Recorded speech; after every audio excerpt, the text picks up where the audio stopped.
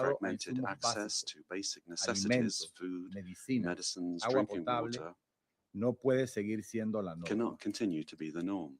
Tomamos nota con profunda We preocupación are very concerned de to los take incidentes note of the ocurridos incidents ayer that occurred cuando el caos yesterday provocado por una when población the palestina chaos caused by desesperadamente hambrienta a sobrepasó despairing las capacidades Palestinian del centro de population distribución who que were había sido establecido. hungry Estos hechos overcame a distribution dejan en center. evidencia These facts las limitaciones de demonstrate dicha the solución limitations of y this subrayan la solution urgente and necesidad underscore the de urgent una need mejor coordinación for there to be better con la coordination participación de las with the agencias de Naciones participation of Unidas the United que Nations garanticen un acceso agencies that will seguro y guarantee una distribución safe más efectiva access y and more amplia effective de la and broad ayuda humanitaria. distribution of humanitarian assistance. Todo esfuerzo humanitario All debe regirse humanitarian por los efforts principios de should be neutralidad, led by the principles of imparcialidad e neutrality, independencia impartiality, and para independence garantizar que la in ayuda order to llegue a guarantee quienes más that la aid necesitan, reaches those that need it sin the most, interferencias without ni interference or condicionamiento. any conditions being imposed. Panamá expresa su Panama reconocimiento y expresses homenaje its a los trabajadores tribute humanitarios de las Naciones to and Unidas thanks to y al personal humanitarian sanitario workers of the que en medio United del Nations and horror others who, siguen in prestando the midst of auxilio this con horror, valentía y continue dedicación.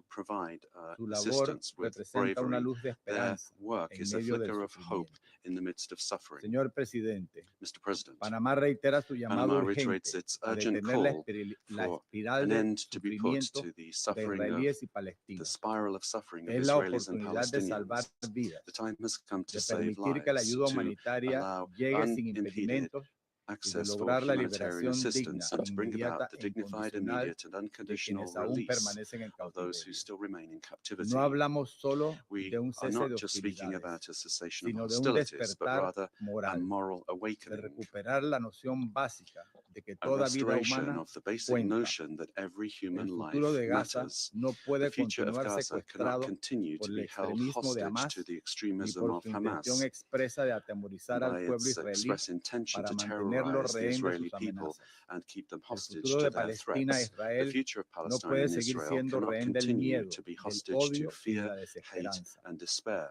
Solo la valentía Only política, political la courage, compasión, compassion, la voluntad and a auténtica genuine de will for reconciliación, reconciliation los esfuerzos para una reconstrucción and efforts for a integral comprehensive podrán abrir paso a reconstruction una will paz be able to duradera open the path en la que towards israelíes y lasting peace, where palestinos Israelis and puedan vivir Palestinians lado a are lado able to live en side paz, by side con in fronteras peace seguras, with secure, reconocidas y recognized, and mutuamente mutually respetadas. respected borders. La paz no es la Peace is ausencia de not the guerra, absence of es la war, it presencia is de the dignidad. presence of dignity. Muchas gracias. Thank you very much. I thank the Permanent Representative of Panama for his statement, and now I give the floor to the Permanent Representative of Sierra Leone. Thank you, Mr. President. I also thank Ms. Siri Kag, United Nations Special Coordinator for the Middle East Peace Process ad interim, for a detailed and sobering briefing on the situation in the Middle East, particularly with reference to the Gaza Strip and the West Bank.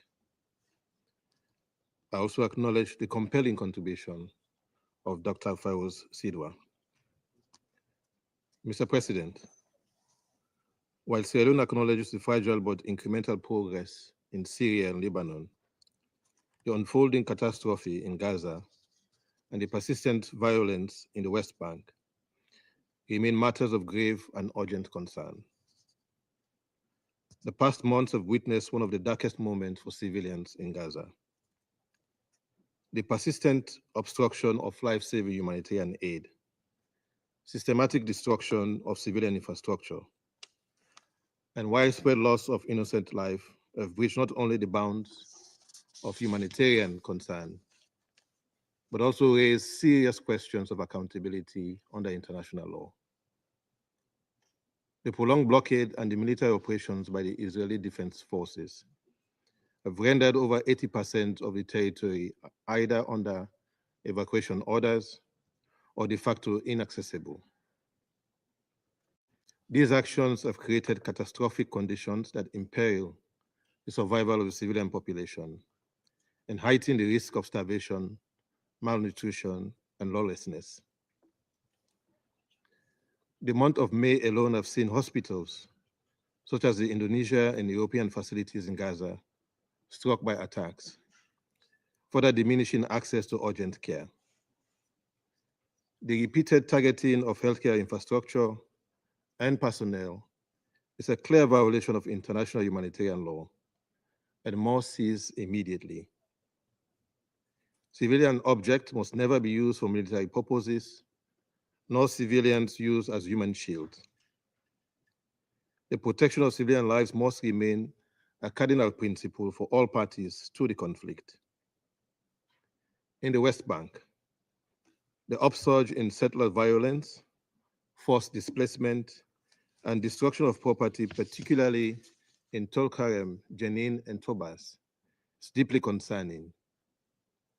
We deplore all such acts, including the killing of civilians by any actor.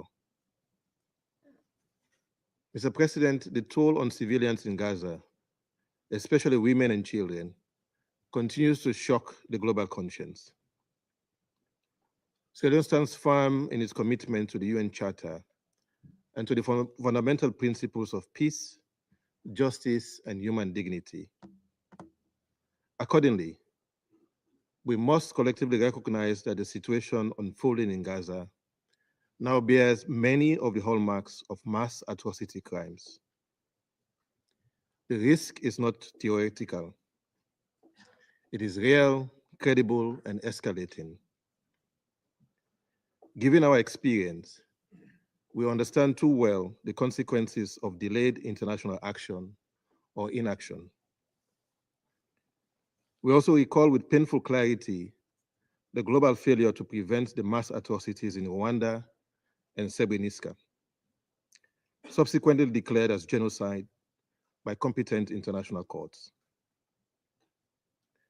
The International Court of Justice, in its landmark decisions, has underscored the legal and moral duty to act to prevent genocide. The obligation to prevent genocide is not discretionary. It is a preemptory norm of international law, binding on all states. It imposes duty not only to refrain from committing such crimes, but to take active, timely measures to avert them. Presently, we face a moment no less consequential.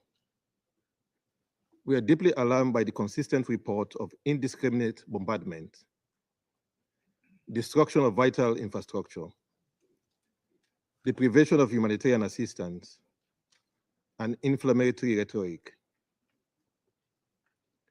These patterns may contribute to creating conditions of life calculated to bring about the destruction of a group in whole or in part, which is explicitly prohibited under the Genocide Convention, which codifies customary international law.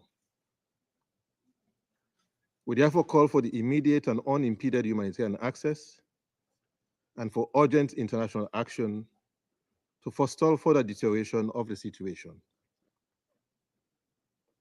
The closure of crossings and the obstruction of aid are unacceptable and must be reversed without delay.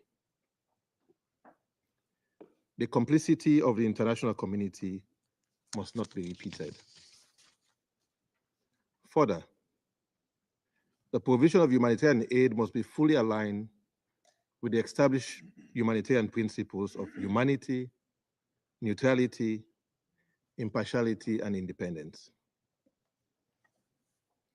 These principles are not only foundational to the effectiveness of aid delivery, but essential to ensuring that assistance reaches those in greatest need. Aid must never be instrumentalized as a tool of war or subjected to conditionalities that compromise the dignity or survival of affected populations. The integrity of humanitarian operations must be protected at all times, and all parties must allow for safe, timely, and unhindered access for humanitarian actors in accordance with IHL. Mr. President, in January 2024, the International Court of Justice issued provisional measures in the case South Africa versus Israel, directing the State of Israel to take all necessary steps to prevent acts prohibited under the Genocide Convention. On 24 May 2024, These measures were expanded to include halting the military offensive in Rafah and allowing humanitarian access.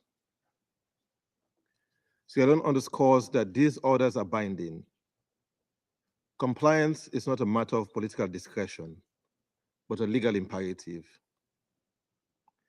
Failure to do so threatens the legitimacy of the International Court of Justice and undermines the credibility of the rules-based international system. Colleagues, at the core of the current catastrophe lies a crisis of accountability. The scale of suffering endured by civilians in Gaza and in the state of Israel must not go unaddressed. Perpetrators of grave violation of international law must be held responsible. Sierra Leone believes that upholding international law is indispensable to restoring justice and preventing further atrocities. This Council, therefore, cannot remain silent. The Council must act with the clarity and conviction that this moment demands. The credibility of the Council and the lives of the thousands of civilians depend on it. Sierra Leone urges a renewed commitment to this Council's charter responsibilities, particularly in preventing atrocity crimes and upholding international humanitarian law. In the Secretary General's Our Common Agenda and in the Pact for the Future, calls have been made for a more predictable and principled approach to early warning, prevention, and accountability. These frameworks must be operationalized through consistent Council engagement and action, including through veto restraint initiatives, particularly in contexts where the risk of mass atrocity is acute. Mr. President, as we call for urgent action on mass atrocity risk, Sierra Leone affirms that only a political solution can bring sustainable peace. We reiterate our support for the two-state solution, with an independent state of Palestine living side by side with the state of Israel in peace and security. While humanitarian actions are vital, they are no substitute for a sustainable diplomatic process. Ceasefire, release of hostages, and the lifting of humanitarian blockades must be the starting point. We commend the diplomatic efforts of Egypt, Qatar, and the United States, and urge for continued mediation. We call on the parties to act with urgency and in good faith. Sierra Leone believes that unless the root causes of occupation, settlement expansion, and political exclusion are addressed, durable peace will remain elusive. We affirm our full support for a negotiated, just, and lasting political solution, grounded in international law and the relevant UN resolutions. This conflict has inflicted immense suffering, claimed countless lives, and seen too many missed opportunities for peace. The collapse of the ceasefire in March alone resulted in over 3,500 additional civilian deaths, with more than 50 hostages still held in captivity. The international community bears a collective responsibility not only to halt the mayhem, but to foster the conditions for lasting coexistence and peace. We therefore conclude by urging this Security Council to act. We also urge the Council to ensure full respect for international law, accountability for all serious violations, and protection for all civilians, regardless of identity. Let us not allow this moment to pass with inaction or equivocation. The credibility of this Council and the lives of thousands depend on what we choose to do now. I thank you. I thank the Permanent Representative of Sierra Leone for his statement, and now I give the floor to the Permanent Representative of the Russian Federation. Mr. President, we thank the UN Special Coordinator for the Middle East Peace Process ad interim Sigrid Kaag for the briefing on the situation in Gaza, as well as Dr. Sidba for his testimony.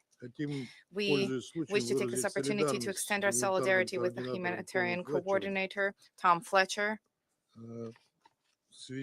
in connection with the attacks that targeted him after his latest briefing at the Security Council of the United Nations.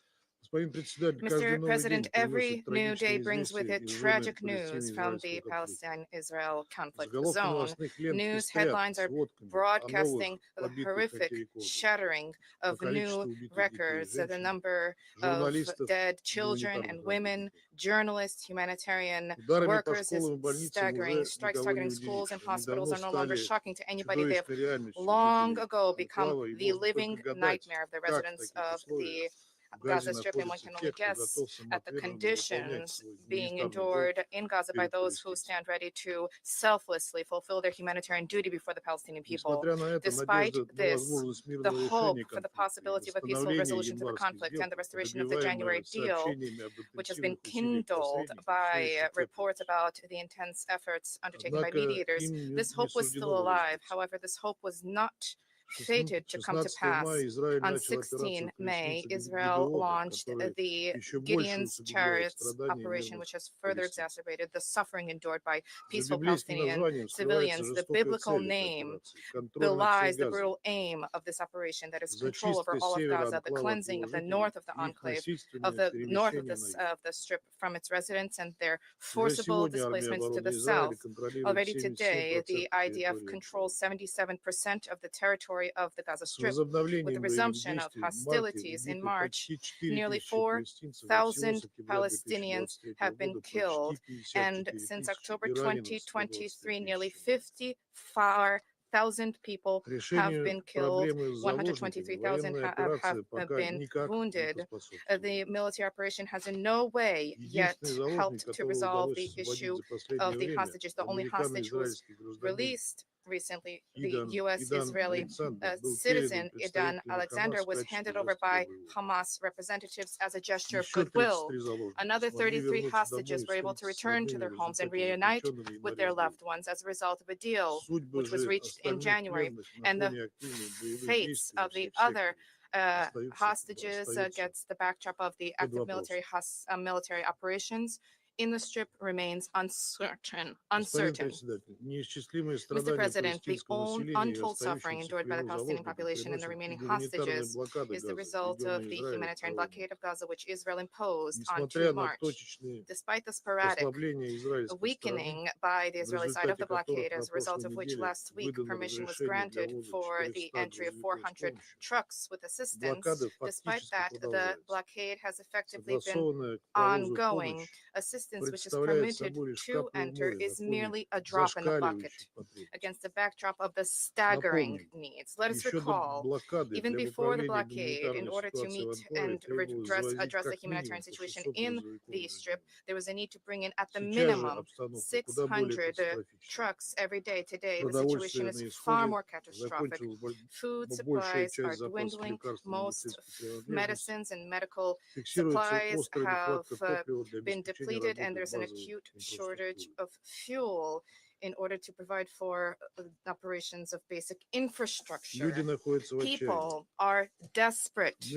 We have seen what happened at the assistance distribution point, the Gaza Humanitarian Foundation point. The humanitarian structures working on the ground unanimously proclaimed their readiness and have been proclaiming their readiness, and most importantly, their ability to provide the Gazan people with all basic goods and services as soon as Israel lifts the blockade and removes any and all obstacles for the delivery and distribution of humanitarian assistance, which the UN Secretariat and the majority of the membership of the Council, including the Russian Federation, categorically condemn. Israel's proposed plan flies in the face of humanitarian principles. This plan disregards the needs of certain categories of citizens, including those residing in remote regions, and on the whole, this jeopardizes the lives of both Palestinians and humanitarian workers. We are equally concerned by the ongoing IDF Iron Wall operation in the West bank of the Jordan River, as well as clashes between Israeli troops, settlers, and local civilians. Military operations are engulfing Burkina, Jenin, Tulkarm, Husan, as well as Nablusis and Hebron's environs. Israelis are simultaneously demolishing Palestinian property and carrying out mass arrests of Palestinian civilians. Just recently, at least 40 Palestinians have been detained. Interreligious hatred is being fomented by Israeli leadership's provocative actions, including visits to the Al-Aqsa Mosque compound by approximately 1,500 radical right-wing Israelis who were accompanied by the Minister of National Security of Israel, Itamar Ben-Gvir. Attempts by Western Jerusalem to violate the legal and historical status quo of the holy city's sacred site are illegal and unacceptable. Mr. President, today we're observing a clash of two realities with growing distance between them. On the one hand, there are loud calls for from the international community for there to be respect for international humanitarian law, a ceasefire, the release of detained persons, and the implementation of the two-state solution. On the other hand, Israel's singular focus on achieving all political objectives through military means alone. They have no scruples about selecting their means and no qualms about loss of civilians until Gaza is completely razed to the ground. In this reality, there is room only for war and Old Testament brutality. What can we do to align the reality on the ground and the aspirations of the august bodies of the United Nations? For that, the international community needs to undertake meaningful efforts to facilitate the resolution to the root cause of the protracted conflict, the fact that the inalienable right of the Palestinian people to establish their own independent state within the 1967 borders, with East Jerusalem as the capital, coexisting in peace and security with Israel, has not been upheld. This will become possible only following the immediate return to the peace process on the universally recognized international legal basis, at the heart of which was and remains the cornerstone: 2 states for 2 people's principle. As the most urgent step to that end, the UN Security Council should send a clear message to the parties about the unconditional cessation of hostilities and to achieve the lifting by Israel of the humanitarian blockade. And this would create favorable conditions for the release of the remaining hostages and detainees. And this would facilitate the resumption of the peace process for Palestinian-Israeli settlement. The tragedy that is occurring before our very eyes in Gaza is, among other things, the consequence of insufficient resolve on the part of the international community to ensure the enforcement of their own resolutions on the establishment of 2 states, Israel and Palestine. Despite the exceedingly difficult context, reciprocal recriminations, and emotions running high, we believe that we need to achieve having these 2 peoples surmount decades of hostility and to achieve peace, stability, and prosperity for the entire Middle East region. Any other scenarios harbor grave risks, not just for the region, but for all of humankind. Thank you for your attention. I thank the Permanent Representative of the Russian Federation for his statement, and now I give the floor to the Permanent Representative of Pakistan. Thank you, Mr. President. Let me also begin by thanking Special Coordinator Sigrid Kaag for her comprehensive briefing today. And we are also grateful to Dr. Firoz Sidwa for his sobering remarks. Those were harrowing details, unimaginable, so difficult to listen to and grasp. And one would shudder to think how all those on ground, all those women and children and doctors and humanitarian workers would be coping with that situation on a daily basis. Mr. President, my delegation would also at the outset recall and reaffirm its complete support to the briefings, the objective and truthful and responsible statements by senior UN officials, including USG Tom Fletcher, before this council. In our view, any undue criticism of their work must be unacceptable. Mr. President, we meet yet again under the shadow of a deepening yet preventable tragedy in Gaza, one that tests not only our conscience, but the very credibility of this council. This is not a natural disaster. It is a man-made catastrophe. As we heard from both briefers today and many other council members, this is a man-made catastrophe driven by Israel, the occupying powers' unrelenting, illegal blockade of Gaza, and the callous bombardment and deliberate killings carried out with full impunity. The numbers are staggering. More than 54,000 Palestinians have been killed, majority of them children and women. Over 122,000 have been injured. Gaza's people face continuous indiscriminate assault from land, air, and sea. The psychological and societal trauma is beyond measure, beyond imagination. This is without question one of the gravest humanitarian crises of our times.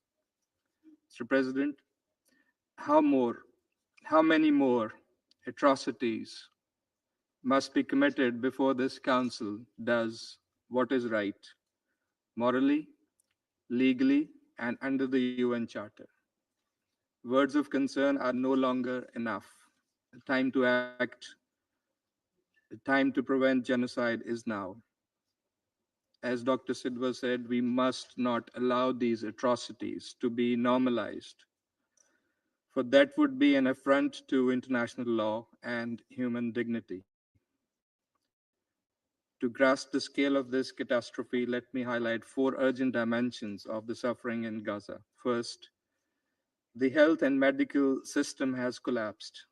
It has, in fact, been systematically destroyed and dismantled. Hospitals are overwhelmed, operating without fuel, without sanitation, without essential supplies. More than 800 health facilities and assets have been attacked. Medical workers have been killed, ambulances destroyed. This is the systematic erasure of the right to health and to life. Second, famine is no longer a threat, it is here. In Gaza, at least 57 children have already died of hunger. 1 in 5 Gazans could face starvation. Humanitarian convoys are being blocked or attacked. Relief workers are being targeted. Starvation is being weaponized flagrantly and illegally. Third, Gaza's civilian infrastructure lies in ruins.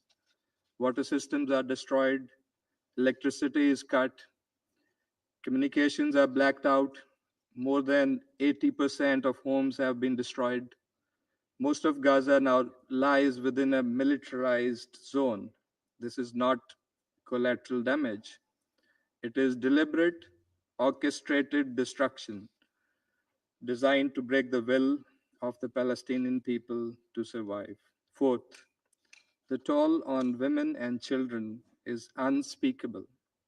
According to UN Women, over 28,000 women and girls have been killed, 1 every hour since October.